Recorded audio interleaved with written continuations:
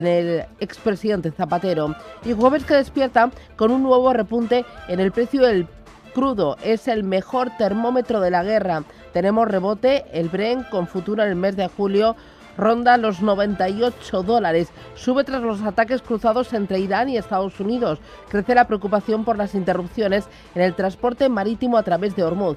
A ver, les cuento. Esta madrugada la Guardia Revolucionaria iraní ha atacado una base aérea estadounidense. Lo cuenta la agencia de noticias Tasmin, afiliada al cuerpo de la Guardia Revolucionaria. Añade también que la Marina de este cuerpo ha efectuado disparos de advertencia contra un petrolero estadounidense, obligándolo a darse la vuelta. En total habrían sido 4 los barcos que habrían intentado cruzar Hormuz y que por los disparos se habrían dado la vuelta. La ofensiva de Teherán se produce después de que las fuerzas estadounidenses lanzaran nuevos ataques en Irán contra una instalación militar. Se habrían interceptado y derribado varios drones. Este es el segundo intercambio de ataques esta semana, y todo en medio de la frágil tregua anunciada el pasado 7 de abril. Trump insiste en que terminará el trabajo en el Golfo, que nada le va a frenar y ni siquiera le va a frenar las elecciones de mitad de mandato. Pensaban que me iban a engañar, ya sabes que lo engañaríamos. Él tiene las elecciones de medio mandato, no me importan las elecciones de medio mandato. Mira lo que pasó anoche, eso fue el preludio de las elecciones de medio mandato. La gente lo entiende, lo sabe, es muy simple. Irán no puede tener un arma nuclear. Lo hago por el mundo, no lo hago solo por nosotros. En la región, Kuwait esta madrugada ha activado sus defensas aéreas para hacer frente a los ataques con misiles y drones. En un mensaje difundido a través de sus canales oficiales, el cuartel general del Estado Mayor del ejército kuwaití ha pedido a los ciudadanos que sigan las instrucciones de seguridad emitidas por las autoridades. Crece la tensión en la zona a pesar de la tregua, y esto se refleja directamente en el petróleo, $97,77 el Brent, y también en las bolsas. Los futuros de Wall Street vienen en rojo. Ayer vimos nuevos máximos en el principal mercado del mundo. Hoy parece que los operadores prefieren realizar beneficios, optar con la cautela, esperando también datos macro, entre ellos el más importante, el de inflación, el PCE allí en Estados Unidos. Eva Villanueva, buenos días. Muy buenos días, Susana. Pues sí, como dices, ahora mismo reina la cautela. Lo vemos en los futuros y en las bolsas abiertas. Los futuros del S&P 500 retroceden a esta hora un 0,38% en una jornada, como dices, donde la macro va a robar protagonismo a la geopolítica, y tras haber visto en las últimas horas esa jornada de ayer en la que veíamos nuevos máximos en el Dow Jones, el de la economía tradicional, muy pendiente de lo que era la relajación en los precios del petróleo, que hoy vuelven a remontar. El Dow Jones cerraba en los 50.644 puntos, y ahora en página de futuros vemos cómo retrocede el futuro del Nasdaq un 0,83%, en los futuros del Dow Jones con caídas moderadas del 0,20%. Todo tras una jornada, como decimos, donde veíamos esos máximos, y el S&P 500 marcaba al cierre los 7.520 puntos con apenas unas ganancias moderadas. Todo es lo que está marcando el tiempo real, que lo escriben las bolsas asiáticas, donde hoy, en esa cautela, lo que están haciendo los operadores es esperar a los datos de inflación y lo que pueda afectar a la política monetaria de cara a la Reserva Federal, y vemos al Kospi surcoreano hundirse hasta ahora un 3,72%, lo tenemos en 7.922 puntos, mientras los inversores deshacen posiciones en tecnología. El índice Nikkei en Japón 1,53% a la baja en los 64.000 puntos que consigue agarrar a esta hora, y caídas superiores al 2% en el Hansen de Hong Kong. Recordemos que Asia-Pacífico es la región más dependiente de esa energía de Oriente Medio, que ahora vuelve a verse comprometida con las noticias que llegan. Los futuros europeos también advierten de una dura apertura, con caídas del 1% en los futuros del DAX, y donde el protagonismo se guarda también, más allá del petróleo, en lo que pasa en las divisas. El índice dólar vuelve a cobrar alas como activo refugio desde el inicio del conflicto, sube hasta los 99,49 unidades, pendiente hoy de ese dato del PCE, del dato favorito de la Fed, para medir el impacto inflacionario en el gasto de los consumidores. Según los expertos de Dow Jones, se prevé un aumento mensual del 0,5% y un incremento interanual del 3,8%, mientras que en la parte que excluya a los precios de alimentos y energía se anticipan ganancias del 0,3% y el 3,3% respectivamente. También importante, por tanto, que se recibe en el mercado de bonos el del Treasury, el bono americano a 2 años, el más impactado por la política monetaria, de aumentar la rentabilidad hasta el 4,07%. En lo que está siendo el Treasury a 10 años vemos a esta hora subidas hasta el 4,52% y el bono japonés también subiendo en la referencia a 10 años al 2,69%. En cuanto al resto de divisas, vemos a la divisa nipona cerca del nivel de intervención, 159,57 unidades, mientras que vemos como el euro frente al dólar se relaja, 1,1592 unidades, pese a que se descuenta subida de tipos en junio, y el oro que retrocede hasta los 4.374 dólares. Esta es la fotografía de los mercados, el tiempo real, bonos, bolsa, dólar y también petróleo, pero hay que añadir las compañías cotizadas. En las últimas horas destacan la publicación de las cuentas de HP y Salesforce. Ambas caen en el after hours después de presentar unas previsiones para lo que queda de ejercicio por debajo de lo estimado. Roberto Sol, buenos días. Buenos días. Salesforce consigue en el primer trimestre fiscal de 2027 unos ingresos de 11.130 millones, casi 100 más de lo esperado por los analistas, y un beneficio por acción de $3,88, 76 centavos más de lo previsto. Además, su beneficio neto se dispara por encima de los 2.000 millones. Sin embargo, cae más de un 2% en after hours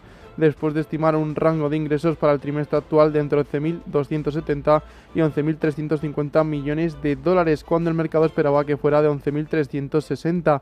Hewlett Packard también supera previsiones con sus ingresos de más de 14.000 millones y su beneficio por acción de 79 centavos, 8 más de lo previsto. Además, su división de sistemas personales, que incluye su negocio de PC, uno de los principales de la compañía, ha crecido un 13% interanual. A pesar de esto, estima ahora un beneficio anual de entre 2,15 y 2,45 dólares por acción, frente a un rango anterior de 2,47-2,77, lo que le hace caer en las operaciones fuera de hora más de 2 puntos porcentuales. Son las 7:08, esto es Radio Intereconomía. El jueves nos traen más noticias.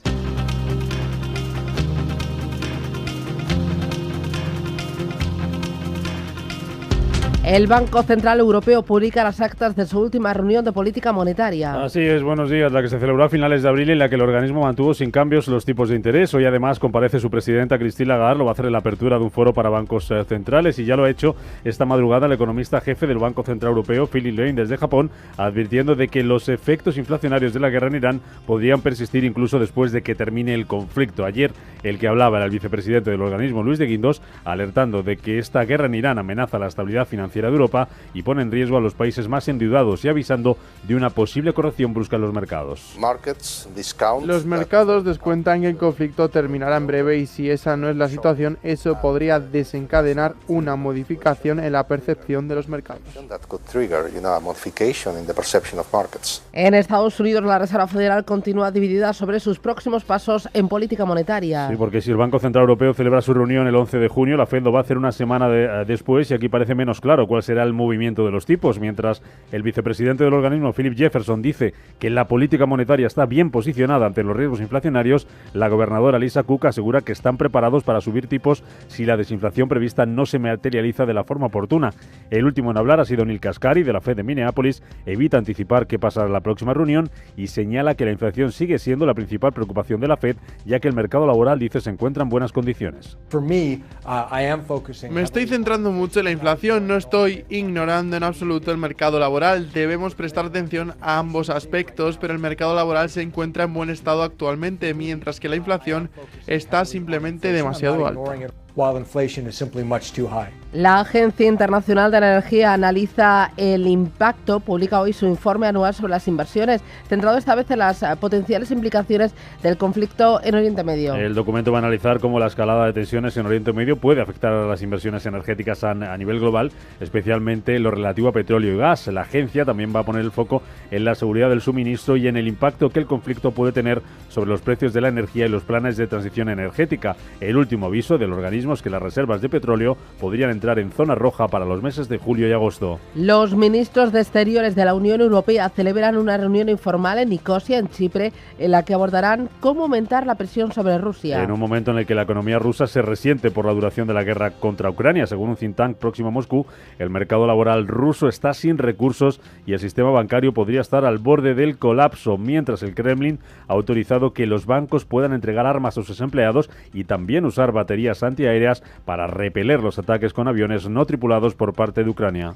Y en España sigue el lío político tras el registro de Ferraz por parte de la UCO. El Partido Popular descarta presentar una moción de censura y pide a Pedro Sánchez que convoque elecciones. Su presidente Alberto Núñez Feijóo pone el foco en los socios del gobierno como Junts y PNV. Mis planes los conozco, los tengo claros. Yo he dicho que haré todo lo posible para que cambie de gobierno. Yo espero que pueda cambiar los planes de los socios que están apoyando a un gobierno que apesta. Mientras tanto, Sánchez hablaba ayer desde Roma, tras reunirse con el Papa, de ese registro de la UCO a la sede de Ferraz. Asegura que el Partido Socialista no tiene nada que esconder y también descartaba adelantar las elecciones. Pero es que yo no puedo convocar elecciones por interés partidista. Tengo que convocar elecciones por el interés general de los ciudadanos y ciudadanas. Y el interés general de los ciudadanos y ciudadanas, a día de hoy, con guerras por todo el mundo, con crisis que exigen de respuestas eficaces y también equitativas por parte de la Administración General del Estado, es la estabilidad y la consolidación de políticas que nos están permitiendo precisamente zafarnos de las consecuencias sociales y económicas de estas crisis.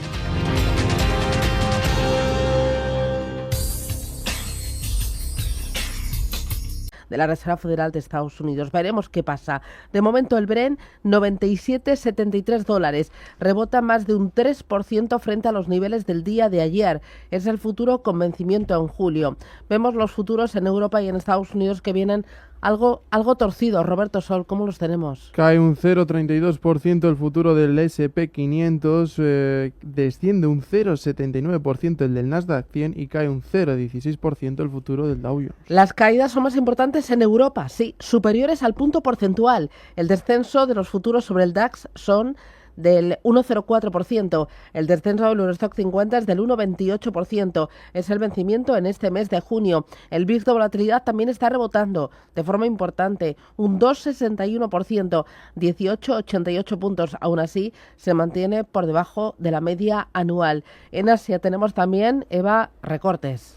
Pues sí, efectivamente, en el caso del índice Nikkei en Tokio vemos como pierde los 64.000 puntos, unos 61% a la baja, 63.955 puntos, en una jornada donde Asia-Pacífico se ve muy preocupada por la geopolítica, por la energía de Oriente Medio y donde se espera esos datos en Estados Unidos. En lo que es la bolsa del Kospi surcoreano vemos también esas caídas importantes esta mañana que le hacen retroceder casi un 3%, 7.988 puntos, lo que marca el Kospi en una jornada de fuertes ventas en la tecnología. Importante ver también Australia, unos 60% a la baja, 8.577 puntos.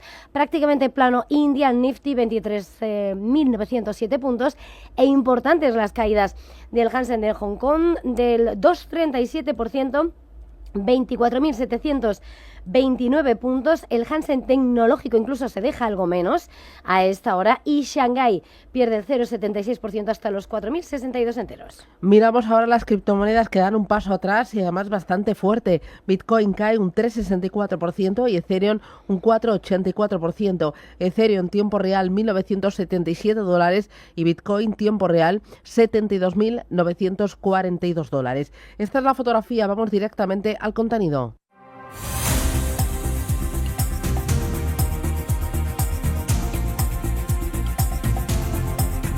Bueno, recogida de beneficios de las principales plazas asiáticas, muy pendientes de los datos de inflación en Estados Unidos y con la tecnología retrocediendo.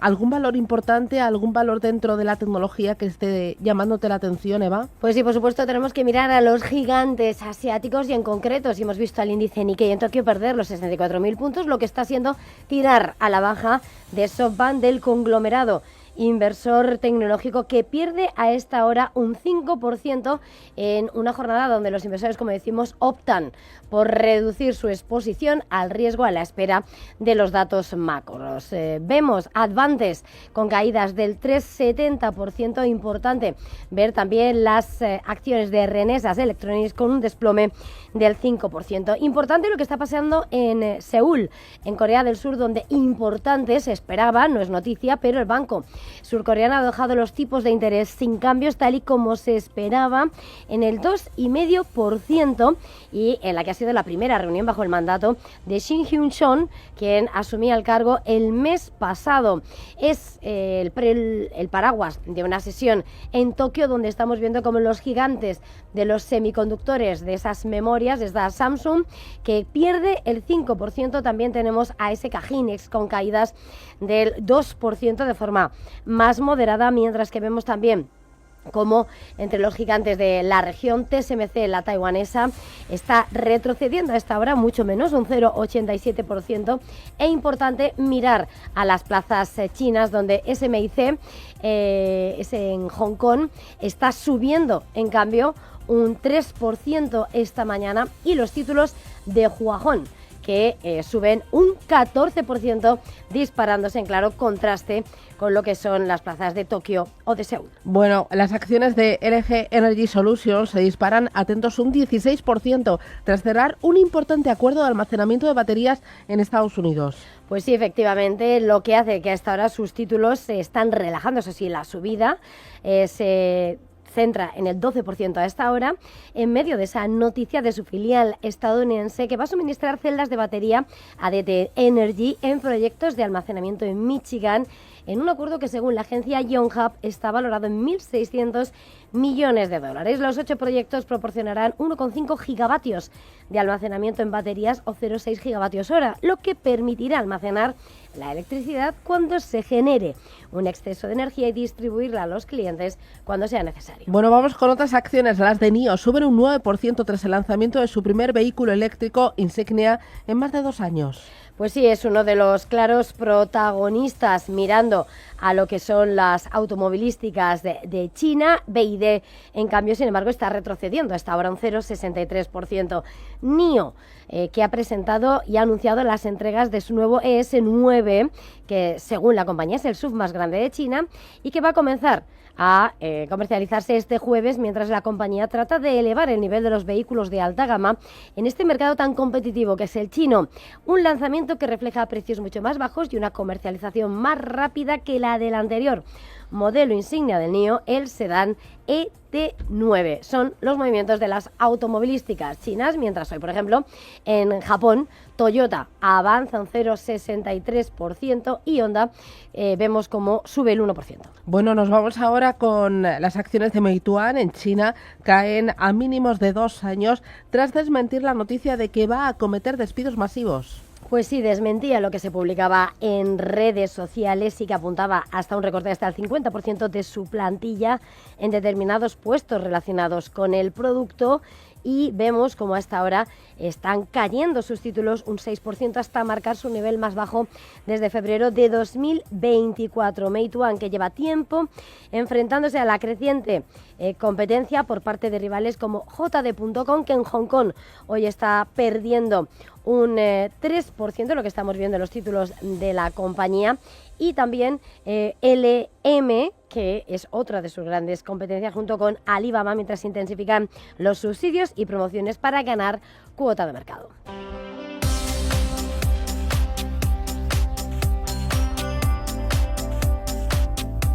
Bueno, nos vamos ahora a Wall Street. Son las 7:23 de la mañana. Hoy tendremos la segunda lectura de la tasa de variación del PIB entre los meses de enero y marzo de este año. Tendremos también el índice de precios PCE de abril, lo más importante, los pedidos de bienes duraderos del mismo mes y las solicitudes de prestaciones por desempleo. Además, resultados importantes los de Costco y también los de Dell Technology. ¿Y ayer qué tuvimos? Bueno, ayer ganancias. Subió el Dow Jones un 0,36%, el S&P 500 muy planito y el Nasdaq también muy planito. Los tres índices renuevan máximos y celebran por la mínima ante los informes que apuntan a una reapertura en el estrecho de Hormuz. Tanto el Brent como el West Texas cayeron un 3%, alejándose de la barrera de los $100. El Standard & Poor's logra de nuevo máximo, se sitúa en 7.520 puntos, pero Goldman Sachs eleva su objetivo de crecimiento a 8.000 y prevé una rentabilidad para el índice del 17% este año. Son 400 puntos más que su anterior previsión. La firma de análisis augura este desempeño para el índice gracias al auge de la inteligencia artificial.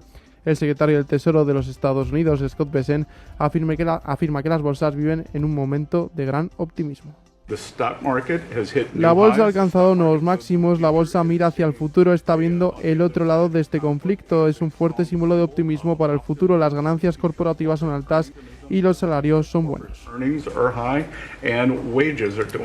En las últimas horas destaca la publicación de resultados de Salesforce y Hewlett Packard, lo avanzábamos antes, presentaban al cierre. La primera cae de momento en el After Hours más de un 2% después de decepcionar con su previsión de ingresos para el trimestre actual. Espera un rango de entre 11.270 y 11.350 millones, algo por debajo de las estimaciones del mercado. Eso sí, supera previsiones con sus ingresos de 1.130 millones y su beneficio por acción de 3,88.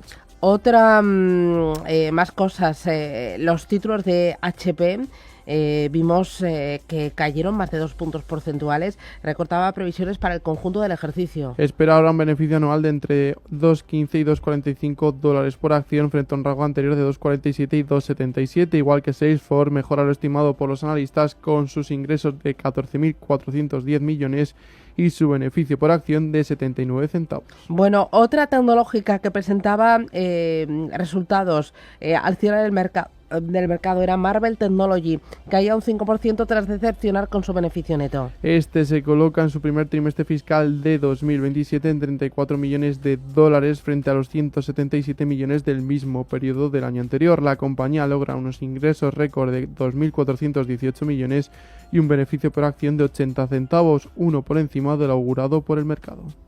Y bueno, ayer hubo también algún que otro dato importante, destacar las solicitudes semanales de hipotecas. Estas se desplomaron un 8,5% la semana pasada debido a que el brusco incremento de los tipos hipotecarios lastró tanto la actividad de refinanciación como las nuevas solicitudes de vivienda. También tuvimos encuesta semanal de empleo ADP que muestra que la semana pasada hubo 35.000 solicitudes de empleo. Son las 7:26, miramos a Europa. Ángeles Lozano, ¿qué tal? Muy buenos días. Muy buenos días a todos. ¿Hoy qué tienes?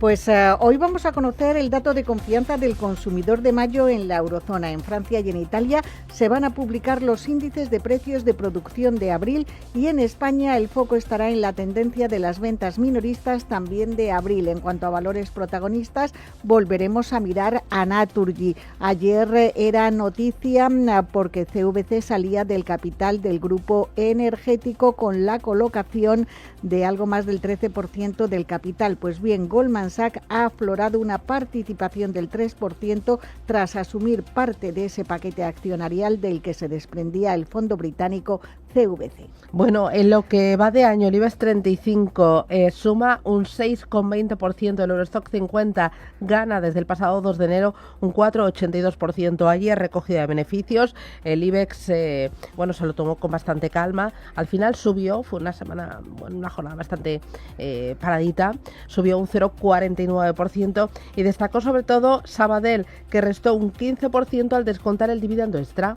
Efectivamente, es un dividendo que está ligado a la venta de la filial británica TSB y que pagará mañana. Otros protagonistas del día, Inditex subía un 3,23% cuando falta una semana para la publicación de resultados. Ayer fue un buen día para las compañías ligadas al consumo en la eurozona. Vimos también a Puig ganar un 3,7% por la recomendación de compra emitida por Bank of America. Subidas para valores turísticos como IAG, Amadeus o AENA. Los bancos también apoyaban al IBEX, especialmente BBVA, Santander, que subía un 1,7%, y BBVA, que ganaba un 0,60%. Naturgy perdió posiciones, un 4%, ya que el mercado se acomodó a ese descuento del 4,6% fijado en la operación de salida de CVC del capital de la gasista en una colocación acelerada, y caídas para valores energéticos, por ejemplo Repsol, Endesa perdían más de un 2%, Acciona y su filial de energías renovables bajaban más de un 3%, lo mismo que Solaria, y en el resto de la renta variable europea, París subía un 0,43%, Londres un 0,13%, mientras que Milán se dejaba un 0,64% y el DAX terminaba en tablas. Entre los protagonistas, Asco Nobel, la empresa de pintura, se disparaba un 19,5% tras rechazar la oferta de compra lanzada por Nippon Paint y Sherwin-Williams. En el sector automovilístico, Volvo Car ganaba casi un 7% tras asegurarse la autorización de Estados Unidos para seguir exportando sus vehículos, y Capgemini recibía con caídas del 3,5% el avance de sus objetivos de negocio a medio plazo. Analizamos el momento del mercado, lo que está ocurriendo hoy con la renta fija, las expectativas de inflación y también las expectativas en cuanto a las citas con el Banco Central Europeo con Olea Gestión. Me acompaña Rafael Peña. Rafa, ¿qué tal? Buenos días. Soy Hernán, Susana. Ah, Hernán o Rafa, vale, Hernán. Es que no sabía si era Rafa o Hernán y no te veía ahora mismo en la pantalla. Hernán, buenos días, ¿qué tal? ¿Cómo lo llevas? Muy bien. Muy bien. Oye, estamos pendientes de... Bueno, hoy lo más importante va a ser el deflactor PCE. ¿Qué esperar de esta cifra que tanto va a marcar la política monetaria de la Reserva Federal de Estados Unidos, que con Wars al frente va a tener su primera cita ahora en junio?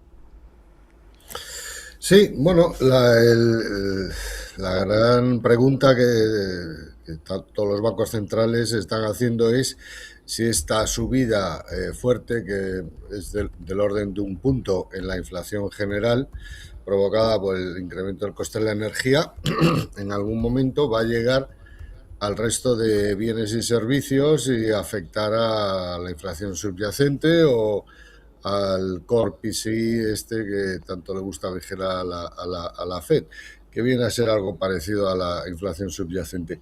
De momento, estaba viendo ahora las expectativas y, bueno, pues el core PCE el 28 de febrero, o sea, cierre de febrero, estaba al 3 y se espera que publique un 3,3.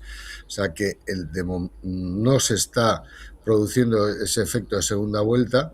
Es verdad que ha pasado poco tiempo y suele demorarse más, pero en principio yo creo que depende de lo pujante que sea el consumo y la inversión en cada economía.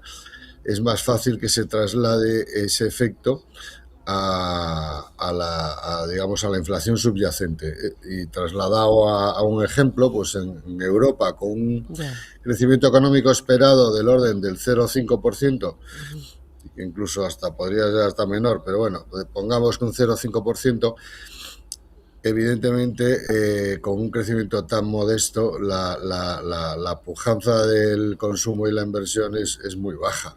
Entonces, en la medida que no hay una demanda fuerte de consumo e inversión, es más difícil que se traslade esa subida de precios. En el caso de Estados Unidos, en cambio, es más fácil que se traslade, porque el crecimiento es del orden del 2,5%, con lo que el consumo y la inversión están mucho más fuertes, y cualquier shock de precios en la energía puede fácilmente, con una demanda tan fuerte, trasladarse a otros bienes y servicios. Bueno, en Estados Unidos hay más dudas. Parece que la Reserva Federal sigue dividida, aunque hay cada vez más voces que hablan de una subida de tipos de interés. Parece que hay más unanimidad en el Banco Central Europeo, que hoy va a publicar las actas de su última reunión. Aquí se espera, sí, una subida en junio y por lo menos otra en septiembre, ¿no? Sí, el mercado está descontando dos subidas. Pero nosotros somos de la opinión de que yo no los debería de subir. Mi impresión personal es que se lo van a tomar con calma, y hasta que no vean constancia de ese traslado de la subida de precios hacia la inflación subyacente, probablemente no acometan la subida. Tú date cuenta que con un crecimiento del 0,5% en Europa, como si encima subimos los tipos de interés, es que nos vamos a recesión. Entonces, no sé, yo creo que lo más prudente, desde luego, sería no subirlos, aguantar el shock de precios de pues lo que haya que aguantarlo y esperar. Yo, por ponerte en contexto, en el 2022 el Banco Central Europeo no subió los tipos hasta mayo o junio del 22, cuando la inflación estaba al 6. O sea que de momento la tenemos, pues eso, nos ha subido del más o menos el 2, 1,92 hasta el 2,83 que lo tenemos ahora. Pues hombre, si en el 2022 espero hasta el 6%, creo que al 3% que está ahora puede esperar también. La tensión está trasladándose especialmente a los tramos más largos, al 10 y al 30 años. ¿Tú crees que vamos a ver niveles mucho más altos o todo depende, en el fondo, del petróleo y, por lo tanto, de las expectativas de inflación? Yo creo que los niveles del largo plazo son muy atractivos. Volviendo otra vez al año 2022, el bono alemán no llegó al 3% en el año 2022 y los tipos subieron al 4% y la inflación al 9%. Entonces, los niveles actuales ahora el bono alemán ha bajado ligeramente por debajo del 3%, pero bueno, está más o menos al 3%. Pues sí nos parecen niveles atractivos para el medio plazo, ¿no? En el corto plazo te puede dar algún revolcón los precios, pero pensando en el medio largo plazo son niveles bastante atractivos. En cuanto a los plazos muy largos, es verdad que con los déficits públicos tan elevados y hasta que no se acometan políticas serias para reducirlos, cosa que no es previsible en un futuro a corto plazo, las pendientes de los 30 años van a ser elevadas o más elevadas que en el pasado, ¿no? Ahora que dices que los tramos largos son atractivos, justo ayer Japón vendía bonos con vencimiento a 40 años con una muy fuerte demanda. El rendimiento a largo plazo alcanzaba el 3,84%. A mí que haya apetito por deuda a tan largo plazo me sorprende muchísimo. O sea, tan mal lo ven los mercados, estamos hablando de 40 años. Bueno, los demandantes de esos plazos son en muchos casos compañías de seguros que tienen, digamos, pasivos o compromisos de pagos a muy largo plazo para compromisos de pensiones, de planes de pensiones, que necesitan cubrir ese riesgo, ¿no? Entonces, bueno, no es una demanda muy estable y generalizada, sino que es muy especializada en un segmento de los inversores institucionales. De todas formas, te diré una cosa, el bono a 30 años es el bono por excelencia para hacer trading en bonos en Estados Unidos. O sea, les encanta el utilizar el 30 años para el trading de bonos, porque es donde más volatilidad hay y un movimiento en precio de un punto básico pues te mueve 17, un 0,17 los precios del bono. Entonces, bueno, pues al final es donde es más fácil ganar dinero y perderlo también, ¿no? Claro, con estas expectativas y esta realidad que tenemos, ¿cómo estáis trabajando desde la gestión vuestros activos de renta fija, la parte de deuda en las carteras? Pues mira, tenemos más duración de la que hemos tenido en los últimos 15 años, la verdad. Cuando los tipos estaban al 0, pues estamos en cero negativos, pues hemos estado en duraciones insignificantes, entre el 0 y el 1. Ahora que los tipos están a estos niveles, parece que nadie los quiere, los bonos al 3%, cuando al 0 pues se peleaban por ellos. Pues nosotros, pues mira, ahora justo al 3%, pues nos parecen rentabilidades pues no no son excepcionales, pero sí son atractivas.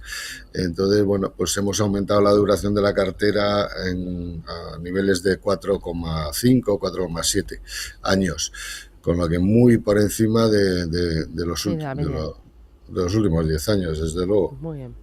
Pues Hernán Cortés desde Olea Gestión, gracias por este análisis, cuídate mucho y vamos a por el jueves ya. Un abrazo, cuídate, hasta pronto. Muchas gracias, un abrazo, Susana. Gracias, chao.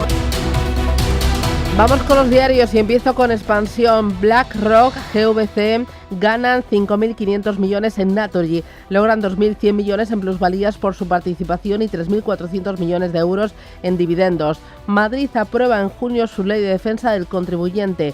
Indra prepara la renovación del Consejo y Amber blinda a su vocal. Y cuenta también este periódico que Coca-Cola lleva a Fusetti a McDonald's en plena batalla con Nestlé. Interesante la entrevista de Hyundai. Dice: Hyundai prioriza las plantas propias para fabricar en Europa. Entrevista a José Muñoz, CEO global de Hyundai Motor. Dice que la apuesta por la producción local amortigua el impacto arancelario. Vamos ahora con el diario 5 días. La salida de los fondos da a Naturgy margen para invertir más. El grupo se ve liberado para orientar el negocio a medio plazo. Destaca también que el Banco Central Europeo avisa del riesgo de corrección brusca en bolsas si la guerra perdura. Camiones en el desierto y puertos al límite, la ruta para exportar al Golfo. Y destaca que Ibercaja espera hipotecas más caras tras meses de competencia. Muy interesante. Visa invertirá 500 millones en Europa en plena guerra por los pagos. Y el alojamiento flexible mueve 4.000 millones en los últimos ejercicios. Y termino con el diario El Economista. Abertis intentará por cuarta vez la compra de la Chicago Skyway. Explora el proceso de venta de la autopista iniciado por la australiana Atlas Arteria. Muy interesante también. Sabadell descuenta por completo los 0,5 euros que pagará el viernes. La acción baja a 2,91 euros por el dividendo. CVC culmina la salida de Naturgy con una plusvalía de 1.280 millones. Prisa expulsa del Consejo a los rebeldes de las 7. Reduce el órgano de administración de 14 a 11 consejeros. Y también cuenta que Ibercaja busca aliados para sus negocios estratégicos. Se siente fuerte para continuar sin EDIE, sin embarcarse en fusiones. En la contraportada del diario El Economista, ascenso o descenso, el impacto económico que decide en el fútbol. La tabla clasificatoria funciona como una cuenta de resultados acelerada para los clubes. Una posición arriba o abajo puede traducirse en millones de euros de diferencia.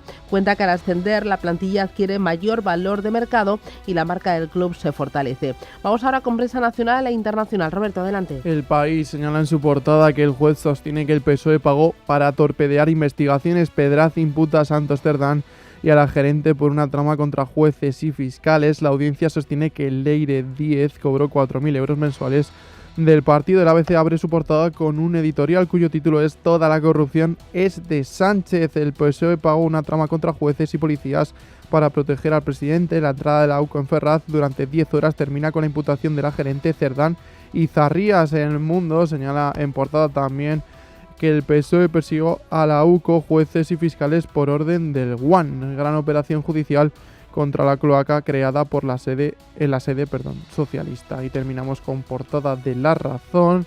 Destaca declaraciones de Florentino Pérez: "Mi misión es defender al Real Madrid", y también que la caja del PSOE financió la ofensiva contra jueces incómodos. Vamos ahora con The Wall Street Journal. El ejército estadounidense realiza nuevos ataques contra Irán. Los ataques se produjeron después de que Irán lanzara drones contra buques mercantes en el estrecho de Hormuz.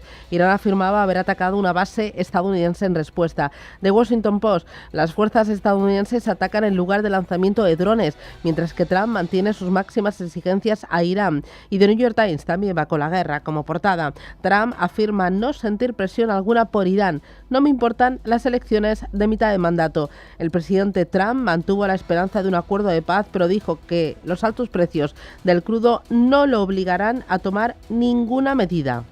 Nos vamos al repaso de las cabeceras europeas. En el Handelsblatt en Alemania señala declaraciones de Patrick Schneider, el ministro de Transportes, que dice que el Estado está llegando al límite de sus capacidades. Frankfurter Allgemeine, por su parte, destaca que Teherán está jugando, Trump está amenazando y ordenando atentados con bombas. Las fuerzas estadounidenses han vuelto a atacar objetivos en el sur de Irán. The Times señala que Starmer está bajo presión de los ministros para que reconsidere la perforación en el Mar del Norte, mientras que Financial Times señala que Estados Unidos lleva a cabo nuevos ataques contra Irán y un funcionario afirma que el alto el fuego, cada vez más tenso, continúa vigente. Terminamos en Francia, portada de Le Monde. Ola de calor, el gobierno es criticado por su falta de respuesta y preparación ante el calor extremo y el SECO se hace esa pregunta. ¿Deberíamos hablar con Putin? La pregunta crucial que preocupa a los europeos.